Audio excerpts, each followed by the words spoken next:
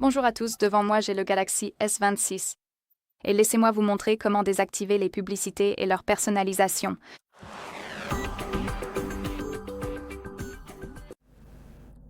Alors, tout d'abord, ouvrons les paramètres, puis faisons défiler vers le haut pour trouver Connexion. Ensuite, appuyez sur Plus de paramètres de connexion et allez dans DNS privé. Ici, sélectionnez DNS privé, puis cochez Fournisseur de DNS privé, non d'hôte.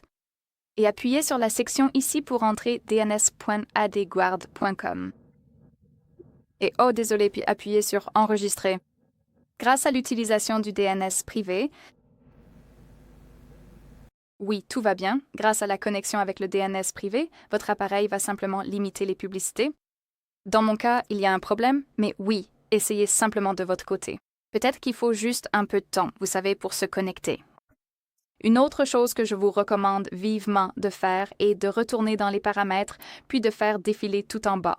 Pour trouver, peut-être pas tout en bas, mais trouver Google Services et aller dans tous les services. Ici, allons dans Confidentialité et sécurité et appuyez sur Publicité. Donc en gros, ici, nous avons quelque chose qui s'appelle l'identifiant publicitaire. Il n'est pas visible pour le moment, mais je vais vous expliquer ce que vous devez faire ici.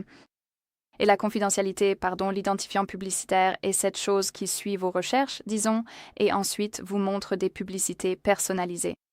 Donc par exemple, vous cherchiez une lampe spécifique, vous vouliez l'acheter pour votre salon, et après cela, Eurovis vous montrera des publicités avec cette lampe spécifique ou une autre lampe, mais qui ressemblent ou avec différentes offres provenant de différents magasins, différents prix, différentes variantes, etc. C'est donc ce que fait l'identifiant publicitaire.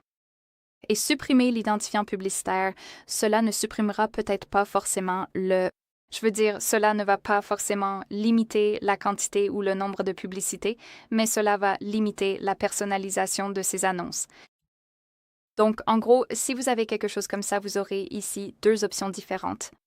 La première s'appelle réinitialiser l'identifiant publicitaire et la seconde est supprimer l'identifiant publicitaire et je recommande fortement de faire les deux. Donc, tout d'abord, réinitialiser puis supprimer. C'est donc ce que vous devez faire ici afin de limiter la personnalisation des publicités. Une autre chose que je recommande vivement de faire est tout simplement de supprimer les notifications, car parfois certaines applications vous affichent des publicités ici dans le centre de notification. Donc la meilleure idée est simplement de désactiver les notifications. Imaginons que j'ai un problème avec le Play Store. Disons que le Play Store m'affiche beaucoup de publicités. Il suffit donc d'appuyer dessus et de maintenir, puis d'aller sur cette icône d'information.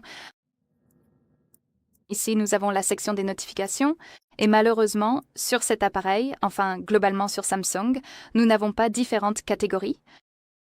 Donc ici, vous pouvez personnaliser si vous voulez l'afficher sur l'écran de verrouillage ou si vous souhaitez voir la notification apparaître en pop-up.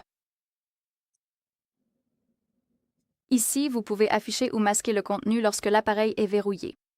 Mais ce que je recommande vivement de faire, si vous n'avez pas vraiment besoin des notifications de cette application parce que c'est un jeu ou autre chose, vous pouvez simplement désactiver toutes les notifications en appuyant sur l'interrupteur tout en haut. Et la dernière chose que je vous recommande vivement de vérifier, ce sont les bloqueurs de publicité. Et je ne parle pas seulement des bloqueurs de publicité pour les navigateurs, mais aussi pour tout le contenu.